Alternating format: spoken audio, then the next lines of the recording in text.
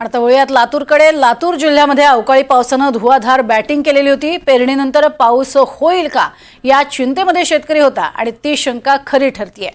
20 ते 22 दिवसांपासून पावसानं दडी मारली आहे, त्यामुळे शेतकऱ्यांवर दुबार पेरणीचं संकट ओढवलंय। काही शेतकऱ्यांनी दुबार पेरणी करून ठिबक सिंचन, तुषार सिंचनाद्वारे आपल्या शेतामध्ये पाणी देण्याचा प्रयत्न केलाय। शासनानं पंचनामे करून मदत द्यावी अशी मागणी शेतकऱ्यांकडून होतीये। याचा आढावा घेतला आमचे प्रतिनिधी त्रिशरण मोहगावकर यांनी। लातूर जिल्ह्यात मान्सून पूर्व झालेला पाऊस आणि त्याच्यामुळे शेतकऱ्यांच्या थांबलेल्या मशागती, त्याच्यानंतर शेतकऱ्यांनी कशाबशा मशागती करून शेतामध्ये बियाणं टाकलं, मात्र बऱ्याच ठिकाणी बोगस बियाणं निघाल्यामुळे ते बियाणं उगवलं नाही आणि त्याच्यानंतरही दुबार पेरणी करत शेतकऱ्यांनी पुन्हा एकदा पेरणी केली, मात्र पावसानं दडी मारली। मागच्या 25 दिवसांपासून पावसानं दडी मारल्यामुळे शेतकऱ्यांवर पुन्हा एकदा दुबार पेरणीची वेळ येते की काय अशी परिस्थिती लातूर जिल्ह्यामध्ये निर्माण झालेली आहे। लातूर जिल्ह्यामध्ये जर बघितलं तर शेतकऱ्यांना स्प्रिंकलरच्या माध्यमातून, ठिबक सिंचनाच्या माध्यमातून शेतीला पाणी द्यावं लागतंय आणि शेतकरी आता जर बघितलं तर संकटात आलेला आहे। आपल्यासोबत शेतकरी सुद्धा आहेत।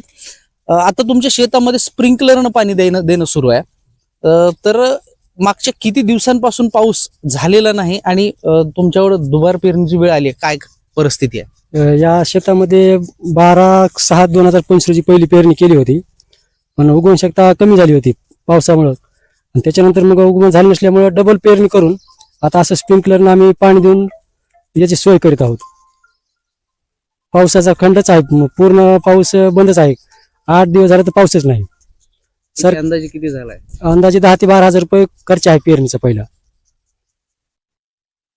तर काय मागणं करत असणार आहे तुमचं? तर शासनाला मी विनंती करतो की काही शेतकरी असे दुबार पेरणीचे संकट आलेत, त्यांना त्याचा मोबदला पंचनामा करून देण्यात यावा। दुबार पेरणीचं संकट ज्या ज्या शेतकऱ्यांवर ओढवलंय आणि त्यांच्याकडं त्या दुबार पेरणीच्या माध्यमातून डबल झालेला खर्च, मुळात शेतकरी दबला पिचलेला असताना शेतकऱ्याच्या उत्पन्नाला, निघालेल्या सोयाबीनला बाजारभाव अगदी कमी मिळत असल्यामुळे शेतकरी बेजार असताना सुद्धा दुबार पेरणीचं हे संकट आणि त्याच्यामध्ये परत स्प्रिंकलरनं पाणी, ठिबक सिंचनानं पाणी अशा पद्धतीनं देऊन शेती करावी लागत आहे। आणि आता शेतकरी, लातूर जिल्ह्यातला शेतकरी शासनाकडे पंचनामे करून मदतीची अपेक्षा करताना दिसतोय। त्रिशरण मोहगावकर, NDTV मराठी, लातूर।